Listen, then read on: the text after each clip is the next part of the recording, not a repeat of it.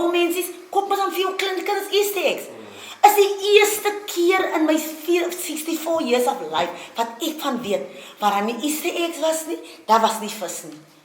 Die area was, het was 'n donker Easter weekend. Ek hoor vanoggend hulle praat op die TV van die mense op die beaches, van die mense braai. Wat dink hulle van ander mense, die minder bevoorreg? Die mense, kinderpy was nie gegee nie, die disability se geld was nie gegee nie, en die pensioners. Hy nie, ek dink is 'n skande. Is 'n slegte tyd in die land, dat jy nie dink aan die mense nie. En ons almal praat van die lekker Easter weekend wat ons gehad het. Maar wat van die mense? Hoekom maak hulle nie weer die geld vroeër? En dit is wat Desember maand ook gebeur. Desember maand gee hulle die geld hier in November, daar het dit weer oor na Kersfees, hier na Nuwejaarsdag.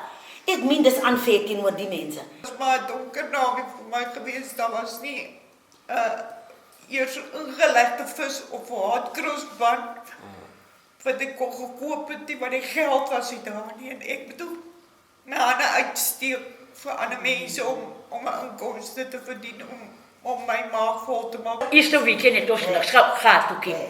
En ek as 'n pensionaris is baie ons het omtrent die hele Easter naweek het ons honger gelei. En die Kersfees ook.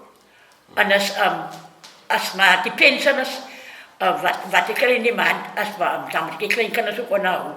Want ek kry niks vir kleinkinders nie. En wat ek ook kan sê is baie swaar vir my.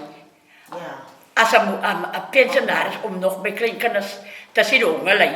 Daarvoor moet ek beklei, want ek kan saam met Suster Klein stem. As 'n baie tragiese iets, meneer. Ek het al gevoel dat ek van myself maar onder kar gooi, because why dan raak nou regtig te veel van my, en dan kon God en die Here doen. Ek het al baie ander tot so 'n kos gehad slaap.